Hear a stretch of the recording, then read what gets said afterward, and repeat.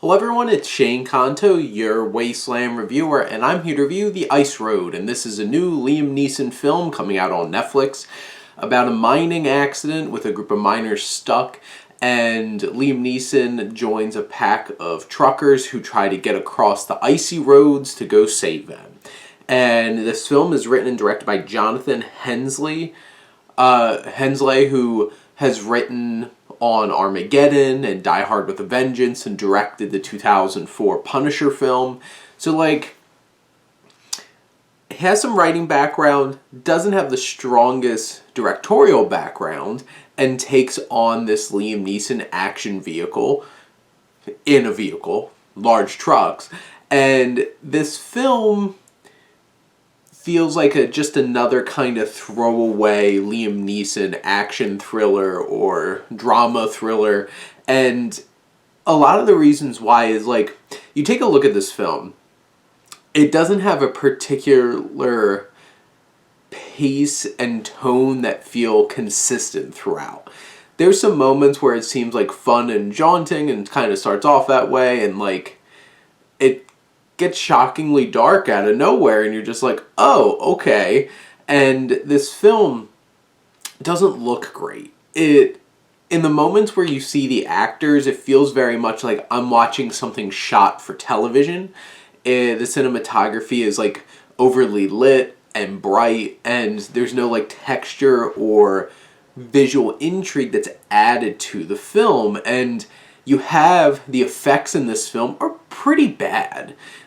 You have these shots of the ice, and that looks fake. There's explosions. The fire looks horrible. And just so many of the effects don't work, and it doesn't look interesting or intriguing in any way. And all these technical aspects for a film that uses a decent amount of effects, it feels a little disappointing, and you kind of feel let down with that. And there's some action, but they over edit a lot of things, especially when it's human to human, because it's Liam Neeson and he's 70 years old basically, and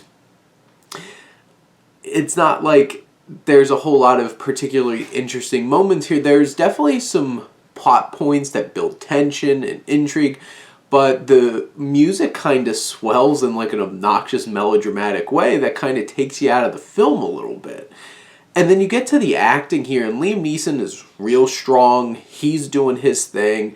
There isn't a whole lot of layers or intrigue or difference to a lot of the characters he plays in movies like this, so he kind of feels like he's doing his thing. You have Lawrence Fishburne, who's really charismatic for the brief amount of time that he's actually in this film. You have Marcus Thomas, who plays Liam Neeson's brother, who's dealing with PTSD. I don't know if they deal with that stuff in the most nuanced way. It feels a little blunt, and that's also true about the screenplay. Feels pretty blunt about certain things, and there's some really outward racism from some of the characters that feels just it's not done in an interesting way. And you have Liam Neeson, who just gets frustrated with his brother, and over the course of the film you get to connect with their fraternal bond throughout the film, and that's probably one of the more endearing aspects of the film. And you also have Amber Midthunder, who plays Tantu, who is this young, powerful woman who's along for the ride. She has her own reasons for joining this to try to save these miners, and she's one of the more interesting characters in the film. And then you have Benjamin Walker, aka young Liam Neeson, who was in Abraham Lincoln Vampire Hunter, and everybody's like, is this a young Liam Neeson? Now plays against Liam Neeson in this film, and he works for the company, and the second he shows up, you're just like, this couldn't just be a natural disaster kind of thing. It couldn't just be that.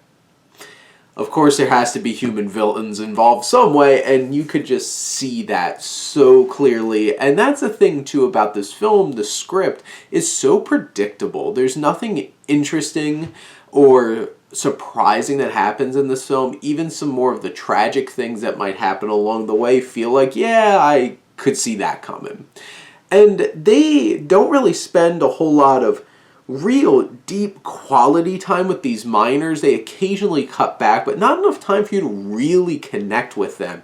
And you have Holt McCallany, who is one of the miners. He's like the one like recognizable actor out of the miners, and it's just like if you're gonna show that time with them, spend more time so you actually connect with them, get to know them. But they just show up so that they could push some tension and keep the time going, because there's a lot of that. This is a race against time. It's a race against, like, you have to get this far away from like this cracking ice. You have to race against, like, I'm running out of fuel, and you have a lot of that time sensitive thing that does help propel the film forward.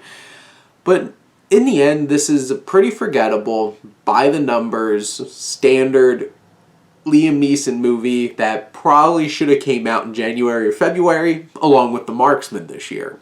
But this is on Netflix right now, and like, if you're just interested in a survival film, this thriller, just hit that button on Netflix for an hour and 48 minutes and get some thrills out of it, this will do that enough. But if you want something deeper, more interesting, that's going to keep you on your toes and thinking, this doesn't quite get there. But also, if you love Liam Neeson, you get plenty of Liam Neeson, and he's doing his Liam Neeson thing very well in this film. But in the end, those are my thoughts on The Ice Road. Let me know what you think, and let's talk some movies. But thank you as always for tuning in and supporting your Wasteland Reviewer.